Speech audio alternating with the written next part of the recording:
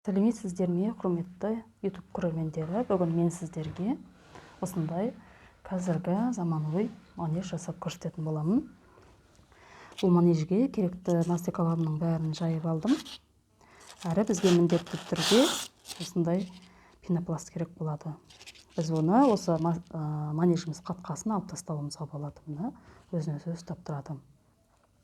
Енді мен осы ұлға жасадым. Енді сіздерге қызға арналған манежді жасап көрсететін боламын.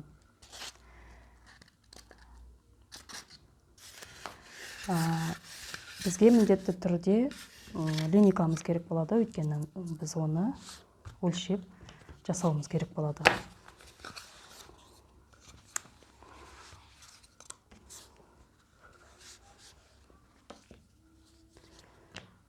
Біз алдыңғы манежімізді өлшеп аламыз.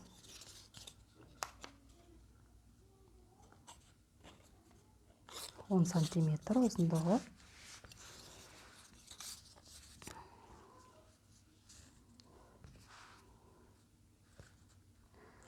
Осылай 10 сантиметр алып кесеміз.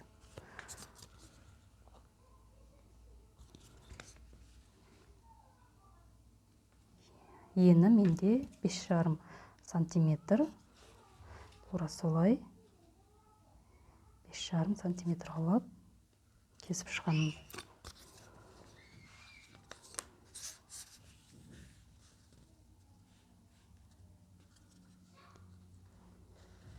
Ана.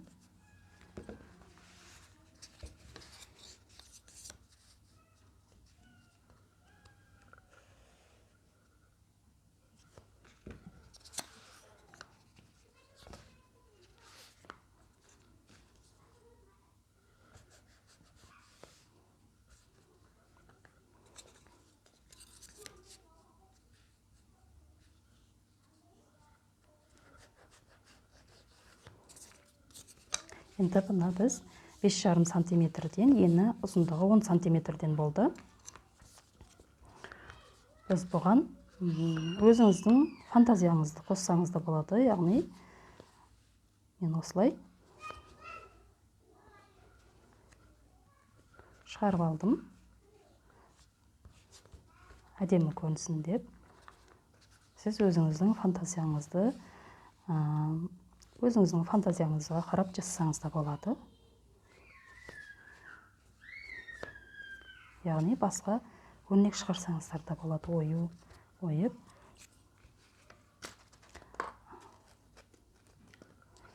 Осындай гүлді пайдаландым. Біз бұны енді бір күнге қалдырамыз. Яғни бұл өзін-өзі ұстап тұрғанша қату керек. Негізі холодильникке салып қатырсаңыз да, бұл бір күн тұрмаса, бәрібір өзінің қалпын сақтап тұра алмайды. Сондықтан міндетті түрде біз бұны бір күнге қалдырамыз. Енді біз артқы жағын аламыз. Оны да міндетті түрде өлшеп аламын. 5,5 ені. Бұнда да ұзындығы 10 сантиметр екен. Тура мына сияқты кесіп аламыз.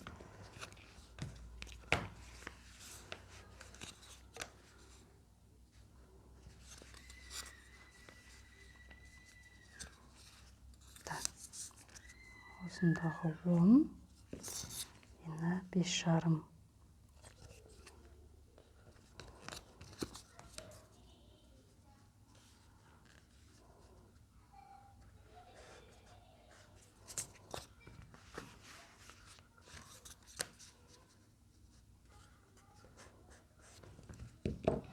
Осылай кесіп шықты.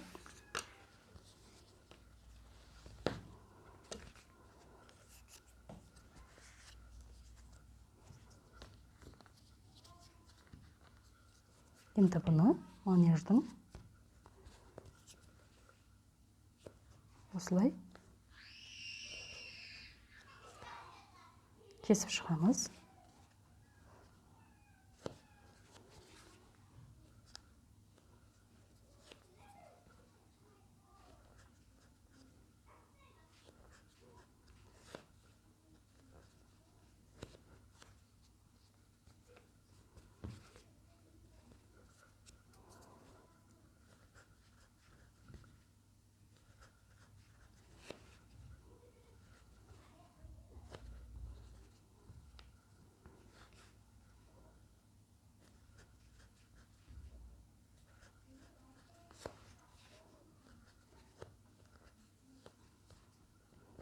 Мінекей осылай кесіп шығамыз.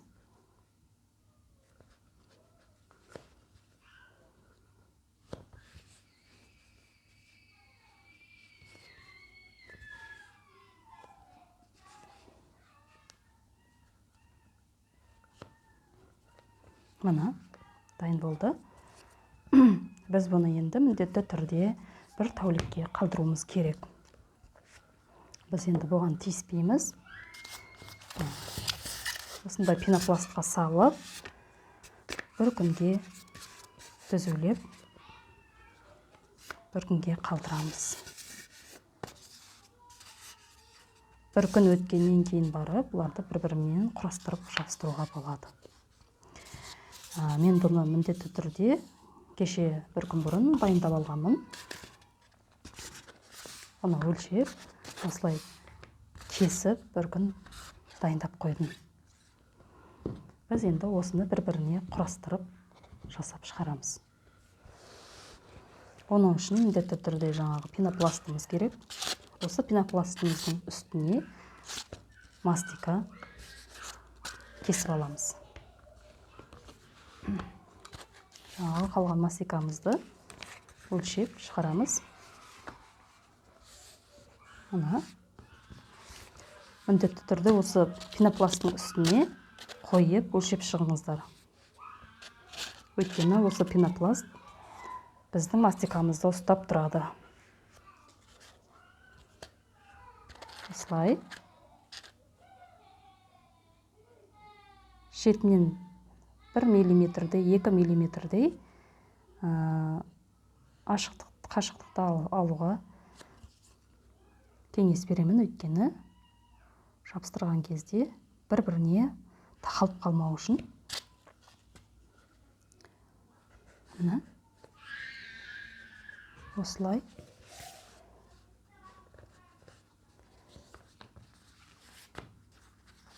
кесіп алдым.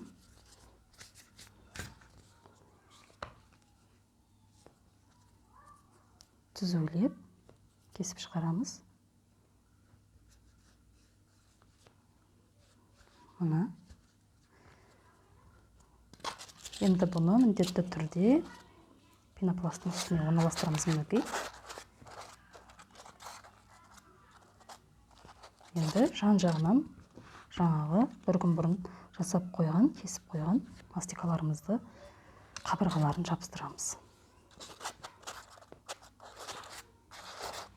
Мына бірінші осы екі қабырғасын жабыстырамыз. Бұл жабысады, өйткені мұндағы мастиканы біз свежий күйінде қазір ғана кесіп шығардық, сондықтан жабысады.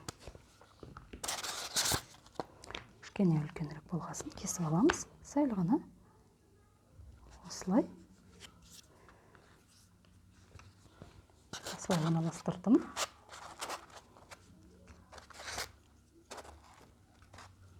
Енді клей жағамыз.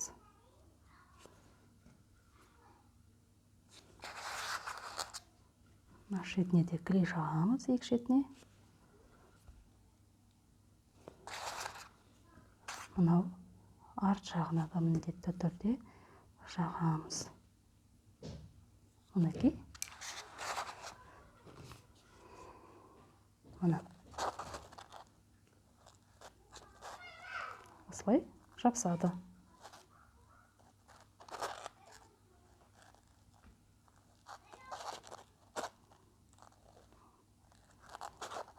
Мінекей.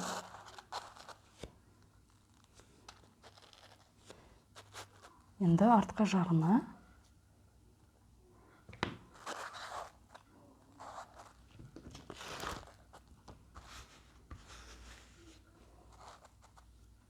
міндетті түрде артқы қабырға жағын сәл кесеміз.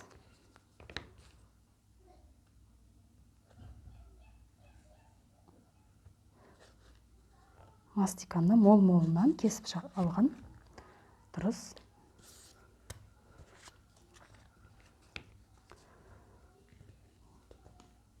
Екі шетіне клей жағамыз.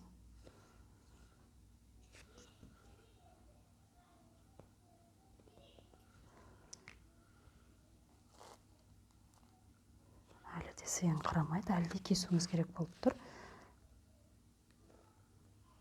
Ақырын жаймен ғана сындырып алмай кесеміз. Мына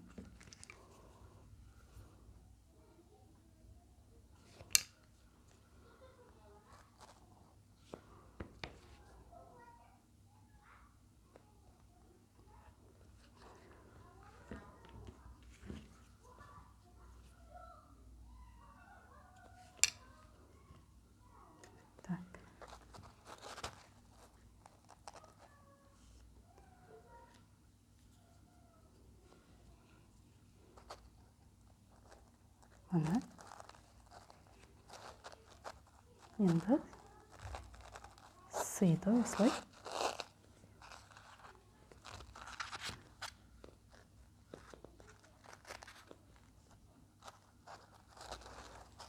Осылай жабыстырып қоямыз. Мына жабысатын болады. Осылай.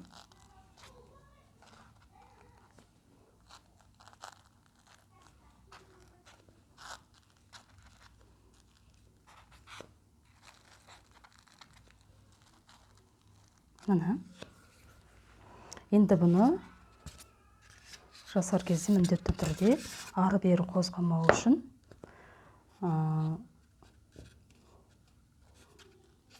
пенопласттың үстіне қоямыз.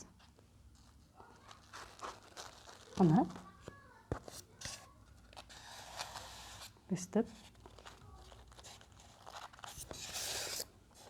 қойып шығамыз.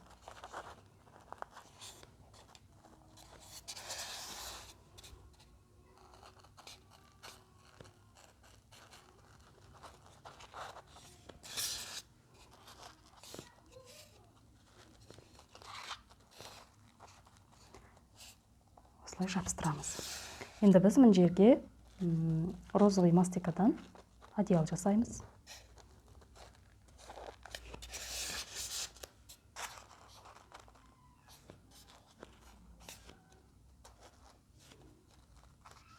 Анакей.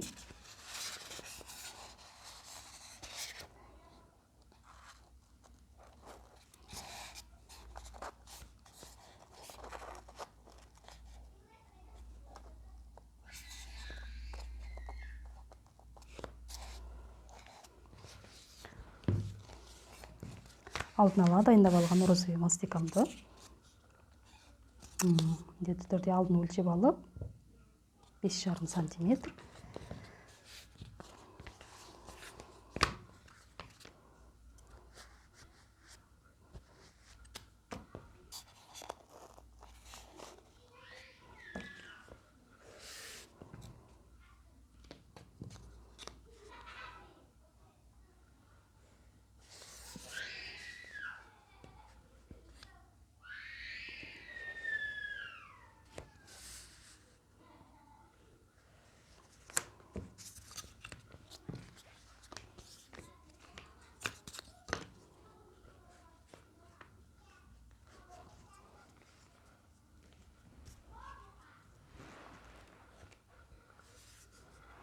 Бұны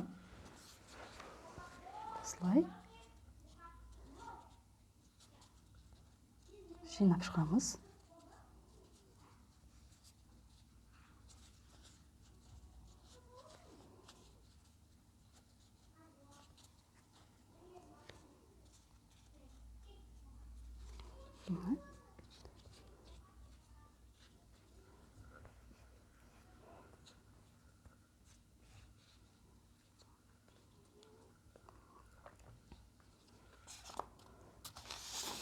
Бұны біз алдыңғы жағына клейлеп жабыстырамыз.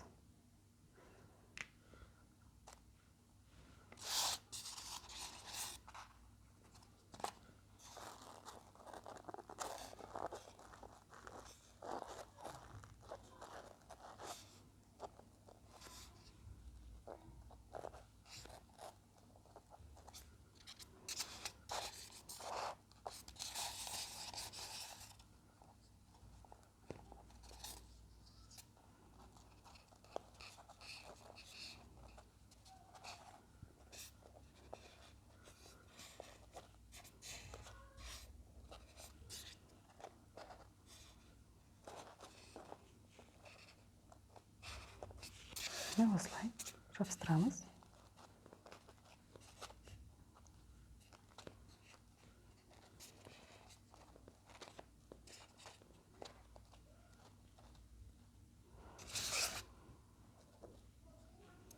Мінекей.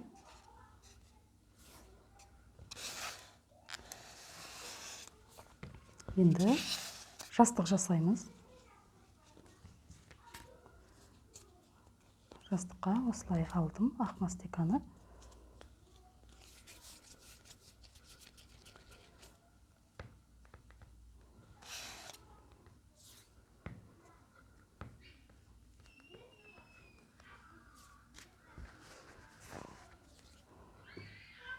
Осындай пайдаландым. Бұндай болмаса, сіз жай ғана қолыңызбенен төрт бұрышты етіп, не болмаса дөңгелек етіп алсаңыз да болады. Міндетті түрде осылай жасау керек емес. Енді шетіне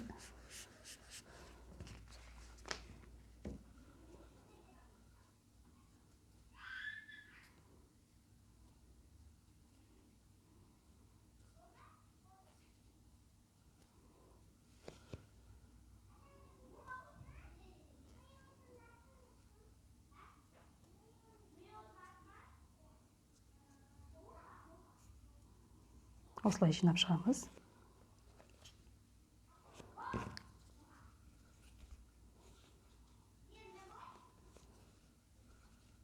Бұл жастықтың шетіндегі әдемілік үшін. Осылай міне жастығымыз дайын болады. Бұны енді манежіміздің бас жағына орналастырамыз.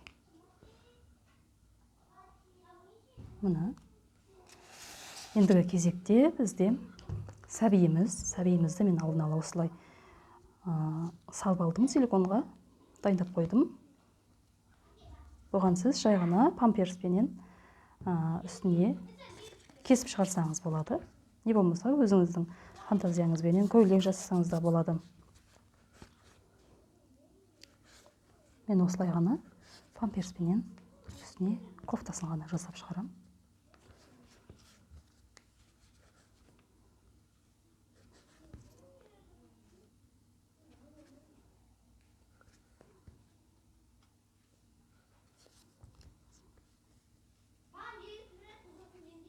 Осылай.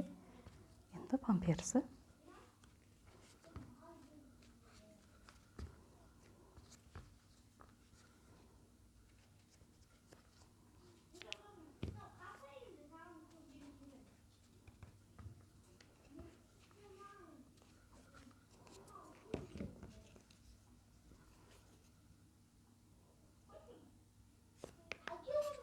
Памперсін кигіземіз. Осылай. Енді үстіне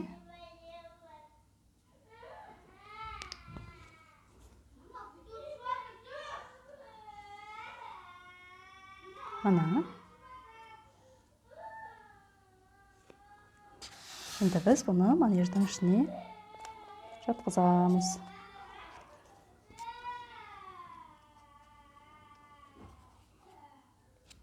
Кілелеп жатқызамыз.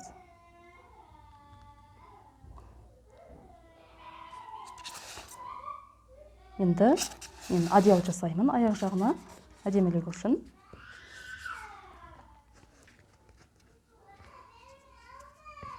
Осылай.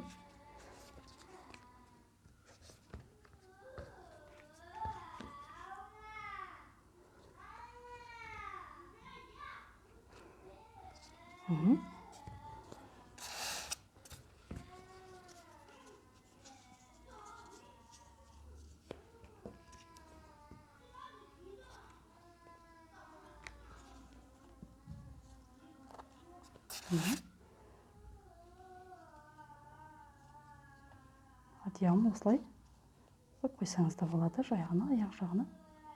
Мына. Енді мен бас жағына осындай силиконды пайдаландым. Сіздер өзіңіз қалаған силикондардан алып шығарсаңыз болады. Бантикті жасап қойсаңыздар да болады, не болмаса коронаны осылай шығарып алып, әдемілік үшін жабыстырсаңыз болады. Если сіздерде ондай силикон жоқ болса, жабыстырмасаңыз да болады. Осылай жабыстырмай, не болмаса гүлдің, не болмаса звездочканың штамповкалары болса, солар арқылы жасап жабыстырсаңыз болады. Бұндай силикон болу міндетті емес. Енді соңында бізде осы мышкамыз қалды, аюымыз, қонжығымыз. Оны жасамасаңыздар да болады, жасасаңыздар да өте әдемі болып тұрады. Ғана осылай алдым. Екі аяғын шығарамыз.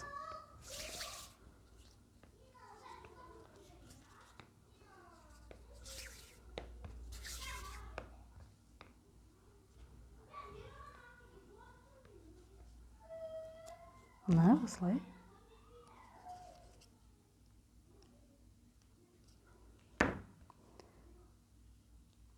Мышка жасамасаңыз, қонжық жасамасаңыз, басқа да нелерді жасап қойсаңыз да болады. Мысалға, басқа ойыншықтар, игрушкалар жасасаңыздар болады. Жасамасаңыздар да болады. Бұл міндетті емес.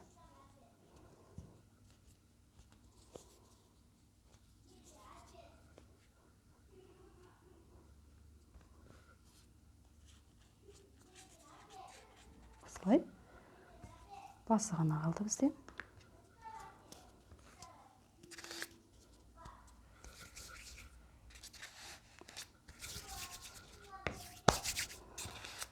Қолыңызға негізі перчатка киіп жасасаңыз өте жақсы болар еді. Мен перчаткамды ұмытып қалдырып кетіппін. Өйткені мұндағы мастика өте жабысқақ.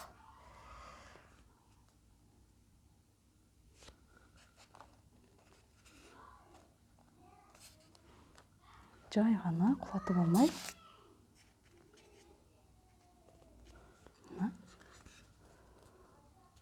Құлағын.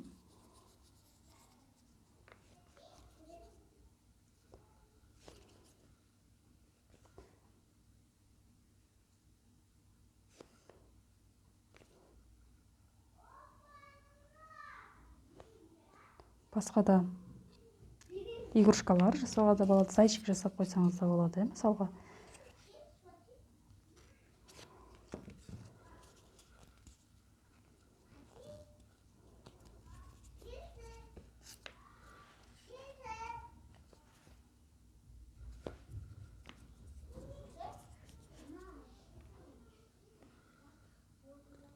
Осылай.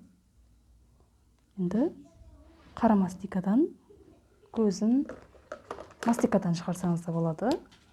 Мен мастикамды қалдырып кеткесін. Осылай фломастерді пайдалансаңыз да болады. Міне, бізде дайын болды. Андағы молнияны жылтыр контурмен қойсаңыз, өте әдемі болып жарқырап тұрады.